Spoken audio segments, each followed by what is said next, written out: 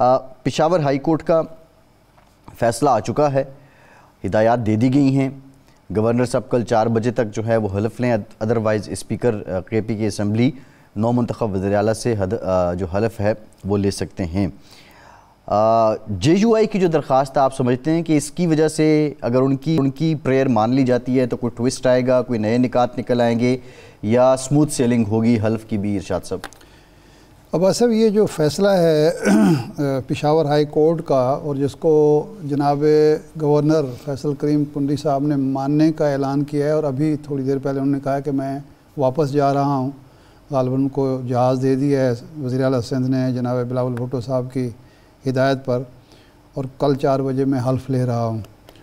इस फ़ैसले के 3 पहलू हैं। नंबर 1 तो जो इलेक्शन हुआ, पहली बात जो इस फ़ैसले में है वो ये है कि जनाब अली अमीन गंडापुर साहब इस्तीफ़ा दे चुके हैं और उनका इस्तीफ़ा मंजूर तस्वुर कर लिया गया है, जैसा कि तमाम आइनी और कानूनी माहिरीन की राय थी कि गवर्नर के पास कोई इख्तियार नहीं है, वो मंजूरी जो है वो तस्वुर की जाती है और उसको रोकने का या कोई किसी किस्म स्क्रूटनी करने का कोई हक नहीं है। दूसरी चीज़, इस फ़ैसले में जो इंतखाब हुआ असम्बली में उसको तस्लीम किया गया कि वो कानूनी और आइनी तरीक़ेकार के मुताबिक जो नौजवान वज़ीर आला हैं वो मुंतखब हो चुके हैं, सुहेल अफरीदी साहब, और अब उनकी हल्फ बर्दारी है जो गवर्नर को कल 4 बजे तक कर लेनी चाहिए। अगर वो नहीं करते तो फिर स्पीकर का, तो ये चीज़ भी तय हो गई।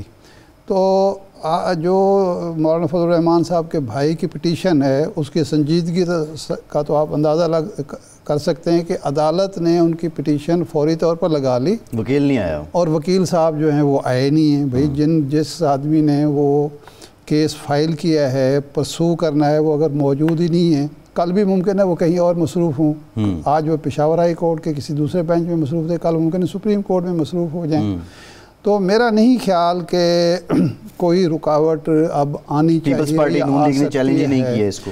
मुस्लिम लीग नून ने, जो बड़ी पार्टी है पीपल्स पार्टी है, उन्होंने तो चैलेंज ही नहीं किया। इसका मतलब बिलावल साहब ने हिदायत भी दे दी गवर्नर साहब को कि आईनी जिम्मेदारी। मेरा नहीं ख्याल कि अब ये अगर रुकावट होगी तो ये बहुत ही बदमज़गी होगी, आइन के ख़िलाफ़ होगी, कानून के ख़िलाफ़ होगी, और जमहूरी अमल में एक तरह की गैर आइनी गैर कानूनी मुदाखलत होगी, जिसका इम्कान मुझे तो नज़र नहीं आता।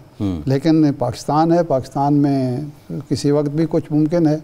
लेकिन फैसल चौधरी साहब चूँकि माहिर आइन व कानून हैं, कानूनदान हैं, वो हमारी इस हवाले से बेहतर रहनुमाई कर सकते हैं कि अब कोई रुकावट आ सकती है कानूनी हवाले से, आइनी हवाले से, पार्लिमानी हवाले से। आपकी नज़र में फैसल साहब?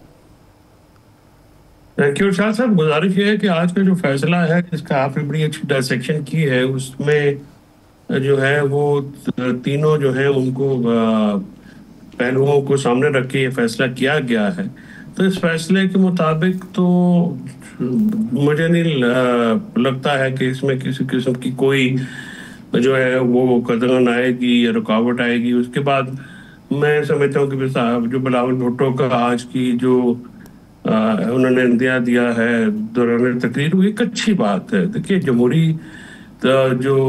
जमहूरियत है इस मुल्क में, जो थोड़ी बहुत बची कुची है, उसको चलने देना चाहिए।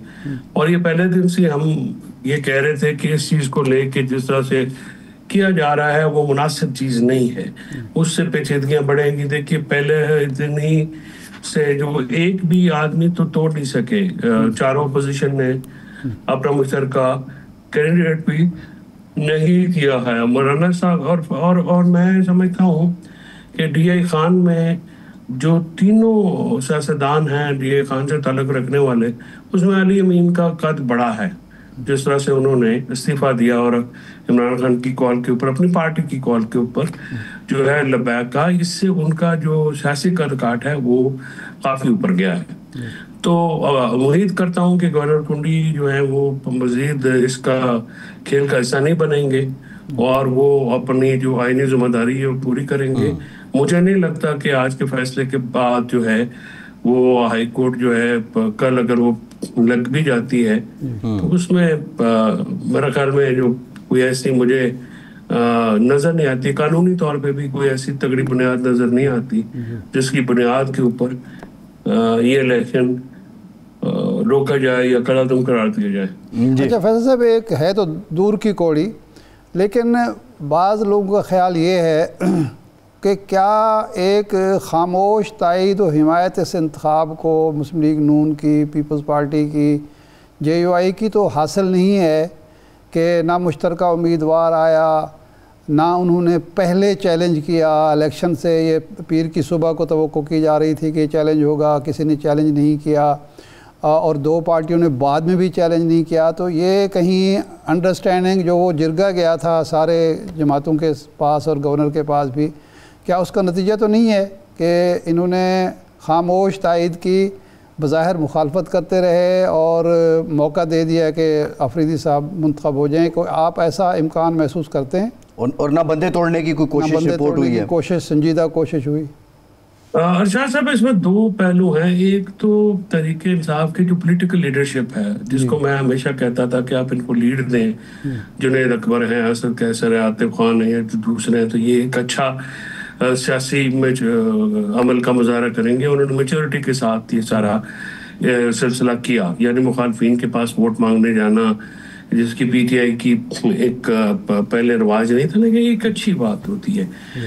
दूसरी बात ये है, जो मेरी इतला भी है और जो मेरा इंफॉर्मेशन भी है और फैक्ट्स भी हैं, इस जिरगे का बिल्कुल फायदा भी हुआ है। दूसरा ये है कि KP के जो डोमेस्टिक हालात है ना जी, वो बहुत मतलब उसमें आपको पता है जो KP के लोग हैं वो अपनी राय जो है वो ढकी छुपी नहीं रखते, वो बड़े पुरजोर अंदाज से उसको करते हैं। तो इसीलिए जो बंदे तोड़ने की कोशिश हुई है, लेकिन बंदे टूटे नहीं, क्योंकि उस पर भी एक दबाव जो है वो रहता है। और ये ही दबाव जो है वो नून और पीपल्स पार्टी या दूसरी जमातें जो हैं वो भी महसूस करती हैं कि इस आप देखिए ना कि जो ऑपरेशन से मुतालिक स्टेटमेंट है उसको किसी जमात ने, वहां के लीडर ने कंडेम नहीं किया। उसकी वजह के वहां के मारूजी हालात इस तरह के हैं कि अगर आप उसको कंडेम करेंगे तो फिर आपको उसकी सियासी कीमत अदा करनी पड़ेगी। आज भी रहमान साहब का जो लेटेस्ट बयान में आया था, तो उन्होंने कहा है कि अफगानिस्तान की हुकूमत इतनी मुनज़्ज़म नहीं है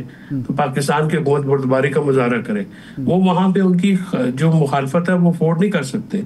उसकी वजूहात हैं, बहुत सारी वजूहात है, उसको आप संजीदगी से लेने की ज़रूरत है। और तमाम जमातों को और इस्टेब्लिशमेंट को और वफाकी हुकूमत को एक जगह पे बैठ के करने की इसका हल निकालने की ज़रूरत है, क्योंकि बॉर्डर जो है उस पर जिस किस्म के अटैक हुए हैं, फिर जो तरीक़ेकार वहाँ पर TTP का जो असर रसूख है और वो भी अब रिटेलिएट भी करेंगे, तो इस पे जब तक हम सारे एक पेज पे ना हो, तो इस सूरत हाल में अगर सियासी बहरान शुरू हो जाए, सरहद पे भी एक बहरान शुरू है, तो इसमें तो फिर बड़ा मुश्किल हो जाता है ना जी।